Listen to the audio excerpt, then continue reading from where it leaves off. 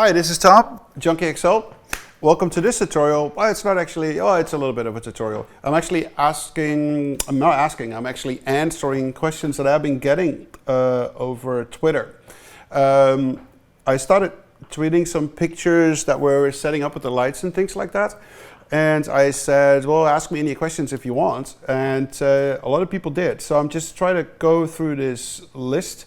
Okay, so there's one, there are actually a few questions about this. This one is, how do you have your reverb set up? Let's now turn to Cubase. Let's go to the effects page. Oh, it's on the effects page. I'm just going to put my phone right here so I can use it in a little bit. So if we look here, let's see, it starts around here, track 16 here, 16 RP verb. So I have a lot of different reverbs for a lot of different sounds, and they go to the corresponding output, so I can bounce offline all together at the same time without having overlapping reverbs. So there's another tutorial about Cubase and the template that I have that goes way more in depth, so I would highly advise you to see that. But let's just open up some of the plugins, which are also some of my favorite plugins. This is the RP Verb, which is a really nice reverb.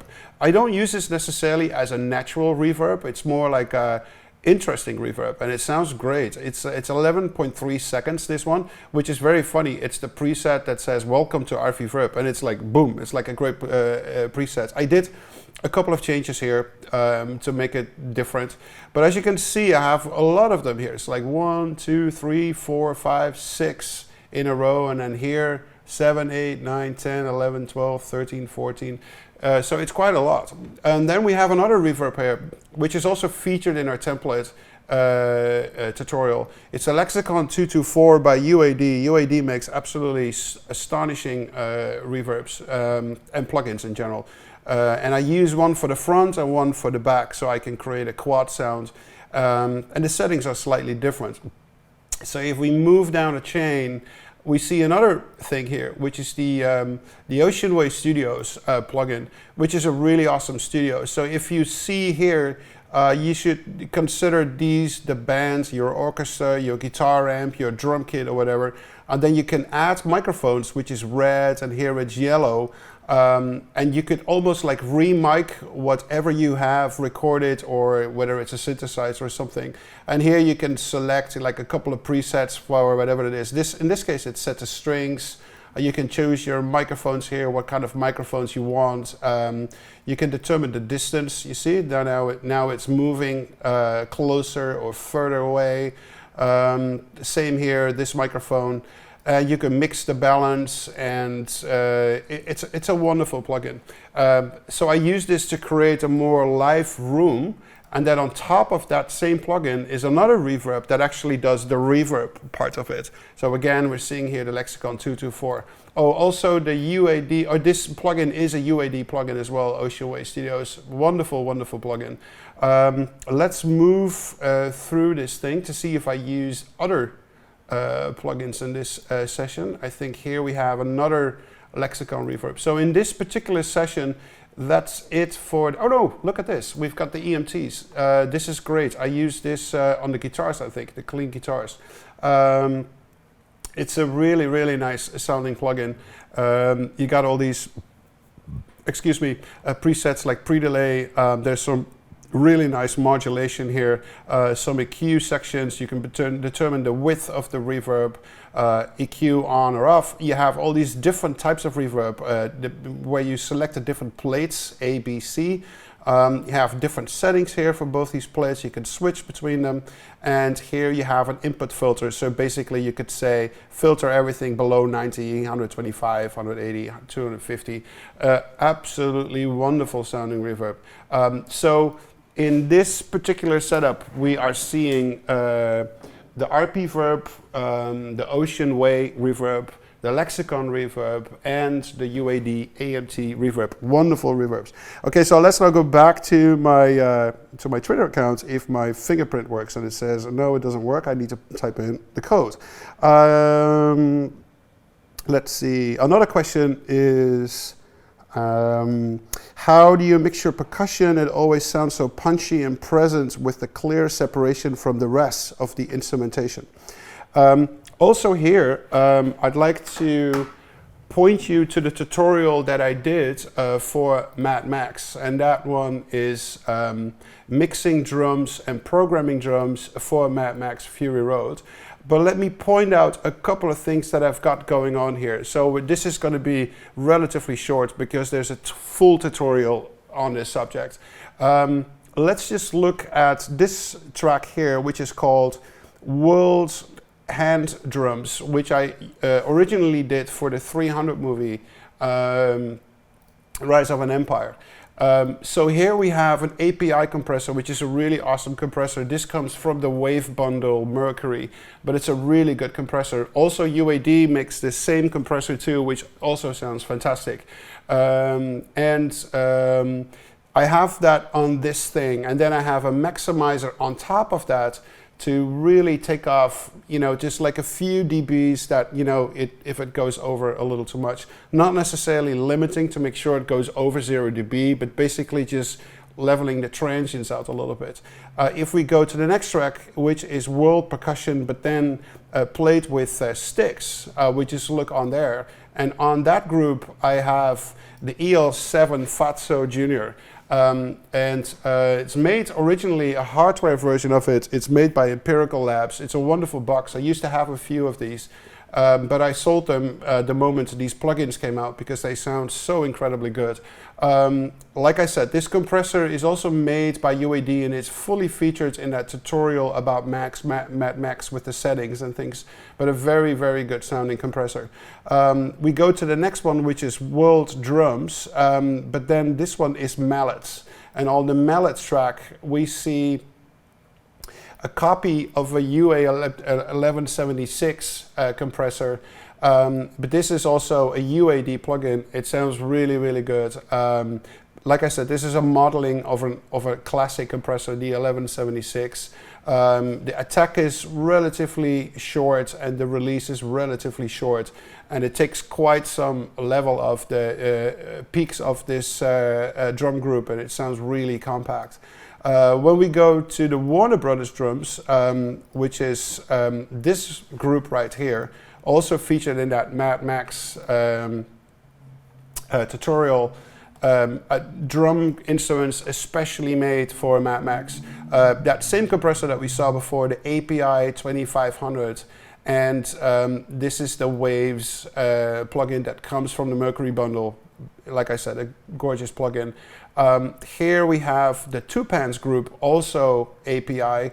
Also here we see a very short attack and a long release. It makes it very snappy when it hits, and then within the hits it just levels it out. Really, really nice one. Here we have the Warner Brothers group, all Two Pans and all bass drums. We have two EQs on top of here. One is the Neath 31102, which is also featured in that same tutorial, and hey, we saw this one already.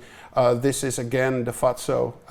The combination of these two EQs, well, Cubase is saving, and there we go, is really wonderful to create a really solid punch in your drums. Now, what is important when you're mixing drums, if I were to mix drums for a stereo track output only, I could then have a master compressor that where all the drum groups go in and it would even slam more. But for a movie that doesn't work because you have to deliver all individual stems. And I usually deliver between 40 and 50 stems per movie. So when the stems all come up on the mixing desk set on Unity, it should sound exactly the same as the last time the director heard it. So you can't really use a bus compressor on all your stems because you will lose that quality in the final mix. Let's try the fingerprint again. And yeah, it takes it. So let's go back to Twitter and let's go to the next question. And the next question is, how do we boost our creativity when we are stuck while composing? That's a really tough one. And it's a rough one too. I never had a real writer's block. I would almost see a real writer's block like a period of like half a year where you don't feel like creating anything. You know, it's almost like feeling depressed. You know, it's almost like a disease. I would call it in my scenario that I have good weeks and bad weeks, and I have good days and bad days. And I'm very easygoing when it comes to when I feel it's not happening. I usually just stop working that day, and not working in a sense that I don't do anything, but I do stuff that requires no creativity and that requires just man hours to run. So let me give you an example. If I need to write a theme for the movie and I'm writing and I feel like it's not working and I feel bad about it and I feel depressed about it, I stop writing the theme, but then at the same time I could still go online and check potential new sample libraries that I want to buy, or just do my emails and things like that. So there's always stuff to do. Things that work really well for me when I feel I have a down day or a down week is to do actually very ordinary things that I normally never get to do. Things like go to the beach and just hang out and sit there, or go to the park, or I mean, nature usually has a very good influence on me when it comes to having a writer block. What doesn't work for me if I have a writer's block is to go lay in bed and watch a Netflix series, you know, binge watch a Netflix series for 10, 15 hours. That usually doesn't make me feel better. What does make me feel better is go on a hike, hang in the park, go to a beach, or meet with friends and talk about stuff that has nothing to do with the work that you're working on. Now, I have a secondary thing that works really well for me personally. Cooking is my biggest hobby. So if I have a down week and I feel like nothing is happening creatively that week, I'm gonna cook a really big 10-course dinner and I get all my best friends out at the end of it. And it would take me 4 days to prep everything, to make my stocks, to make my braised meats, to make my pâtés and things like that. It takes like 5 days.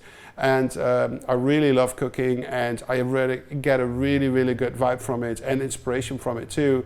And the great thing is, at the end of those 3 days cooking, I see happy faces at the table that love a good meal for free. Okay. Okay, I'm just scanning through Twitter again. Next question is, when is the soundtrack coming out from Mad Max Fury Road? And can you tell us what you did for the movie and what inspired you? The movie, the score actually comes out on May 12th, released by Water Tower Music in a couple of different formats. I can't tell you yet what I did for the score, but I will do in future tutorials when we get closer to the release date. And the same is for what inspired me for this movie. So I'm sorry I have to just answer the date of when the score is available, but I will talk extensively about Mad Max in future tutorials. Next question is, when is the score coming out for Run All Night, and can you tell us what inspired you to score the way you did? Because I heard the 2 clips and I think they're awesome. The score for Run All Night will come out in a week, so that will be March 10th or something like that. No, March 10th or March 12th, around there. And I'll tell you what inspired me for that score. Is that in short, it's a movie about a small time, not small time, but a mob boss, but not really a big one. Somebody that brings in $2 million a year or so, and his hitman, who is Liam Neeson, and the mob boss is played by Ed Harris. And so when I was asked to see the film with the temp music in it, I was surprised, because I was actually expecting something like Taken 4, or a very action-packed movie with Liam Neeson in it, and in fact it's not. It's a extremely beautiful directed movie by Jama called Sarah, and who has a working relationship with Liam Neeson on previous movies. And when I saw the film, it is actually a very emotional film about 2 dads that have troubled relationship with their kids, and all this stuff happens that I won't ruin for you because they're all story spoilers. But it's also filmed in an almost like late 70s setting, and it looks amazing, and it has that really nice quality to it. And then I did a lot of research on scores that had something to do with mafia or mobsters or hitmen. And I went back as early as in the 60s, a movie called Il Professionale with Jean-Paul Belmondo, and the music was Ennio Morricone, I believe. And I listened to a lot of these scores, and the best example is The Godfather.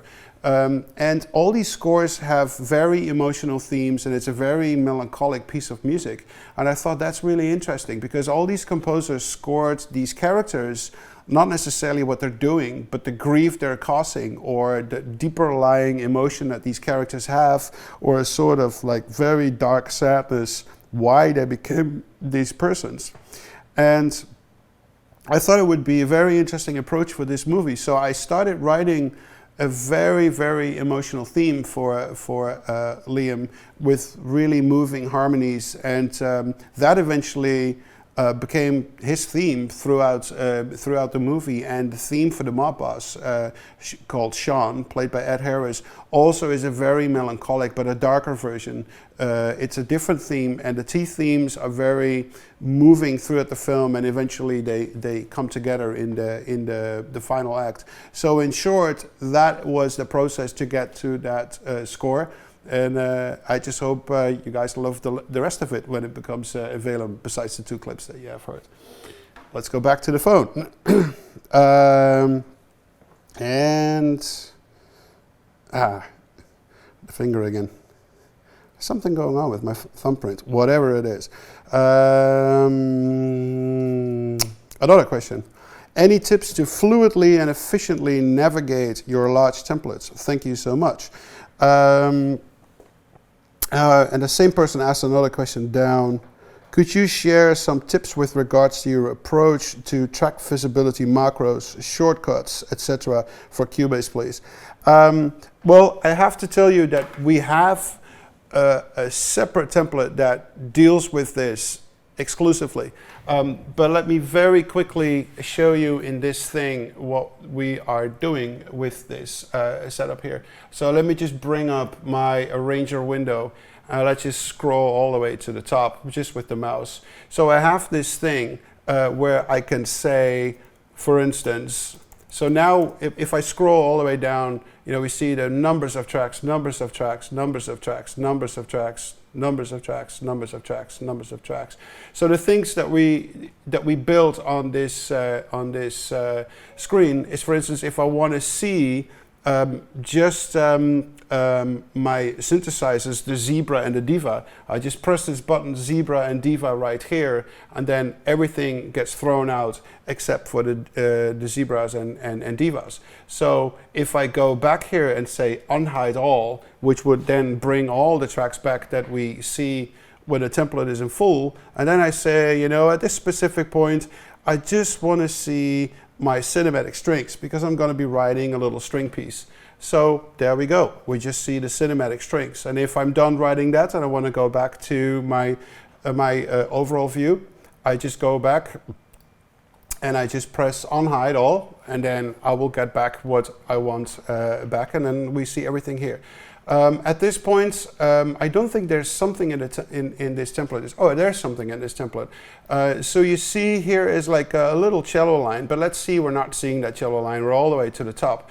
I can say, show me all the parts where the cursor is at. And then I press this button, data by cursor, and voila, we just see the cello at this point, because that's the only part that exists in this empty template.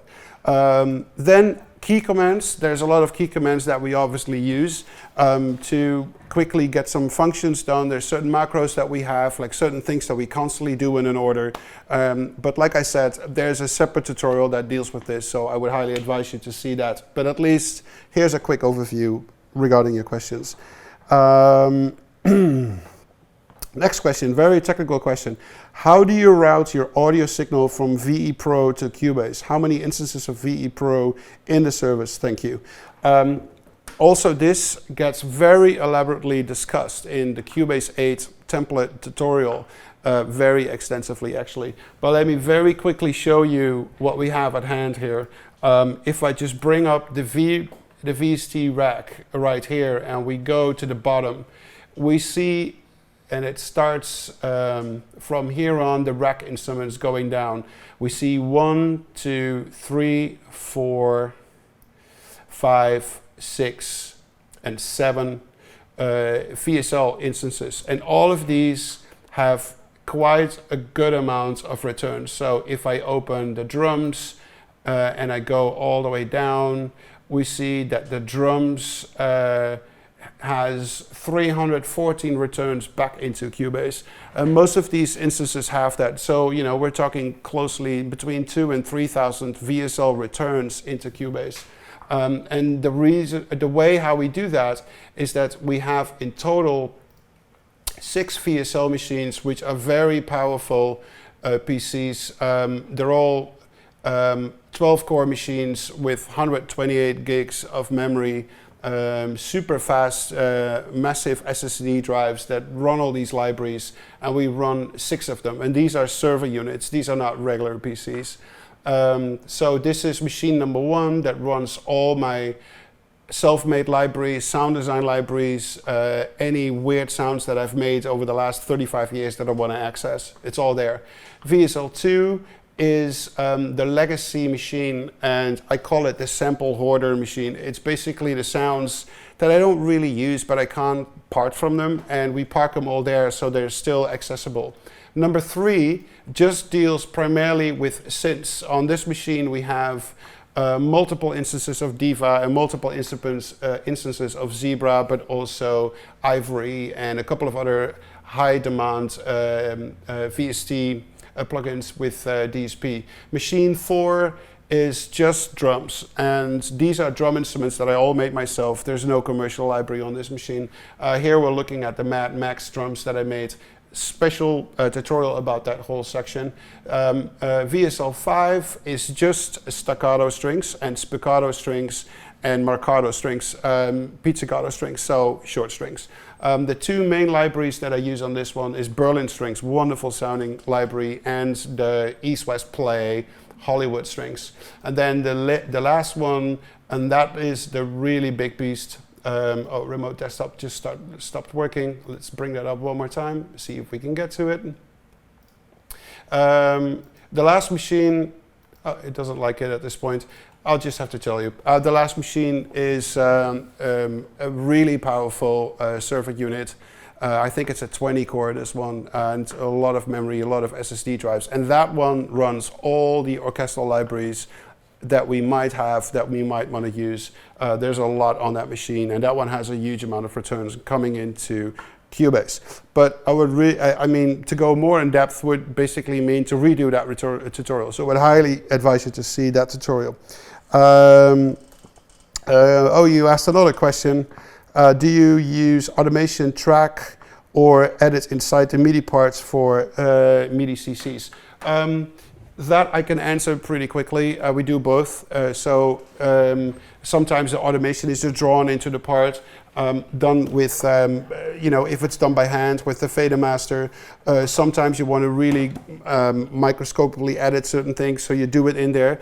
But if it's a VST return that needs a filter on top of it, or it needs something else, then that automation is drawn into the track itself. So then when you drop the automation open, you will see the automation lines for a filter or a reverb synth or something like that. So that is that. The next question is, what got you into electronic music? There's a separate tutorial on that, how I explain what my music history was and how I got into it. But very quickly, I played 4 or 5 different instruments when I was 16, and then I started working in a music store, and this is 83, 84.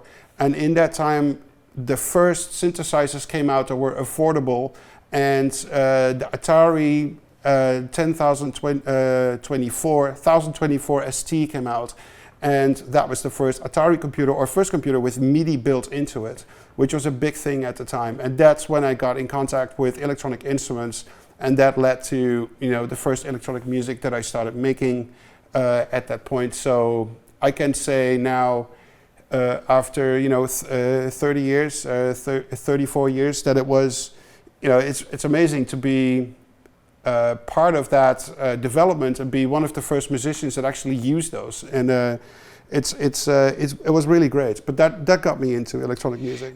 Junkie XL, what are your favorite guitar amps and effects pedals, especially delay pedals? I have multiple amps and I have a lot of effects panels. And I think I have, let me just look to the left, I think I have 30 of them, and they go from really old panels of Ibanez to really new ones by Bigtronics, or the reissues of the Electro Harmonix ones. I really love the old Boss pedals. I've got full tone pedals, which are really nice. Too many MXR, the really old MXR pedals, and a couple of really sexy new ones. And then the amps, I've got a Fox AC30, I've got an orange amp, let me look at the type. It's the Thunderverb 200, it's a massive amp, it's really loud, it's good for gritty stuff. I got a Fender Twin Reverb, and I have a really tiny small PV amp. Which is actually really good for some clean signals. I've got roughly 30 guitars. They go from Jazzmaster to a Fender Stratocaster to different Gibson guitars. My favorite guitars actually are the 70s from Ibanez. I really like those. There's actually a separate tutorial about recording the guitars for Mad Max, so make sure you see that one. And I also use plug-in amps, the Ike Media ones I really like, and I used to use Ampfarm a lot on Pro Tools, which I also like. Waves has a pretty good one. The built-in one in Cubase is very interesting too, and there are just a couple of models came out for the UAD Octo cards, which I haven't heard yet, but supposedly they're very good. So that's that on the guitars. Are you using note expression in Cubase, and could you do a breakdown of that? Actually, I don't. I will do that in the future, but it takes so much time to set it up that if you switch from template to template for different movies, it would actually take quite some work to take all that with you. But I haven't said I'm not an expert on it. I looked into it, but I'm not using it at this point.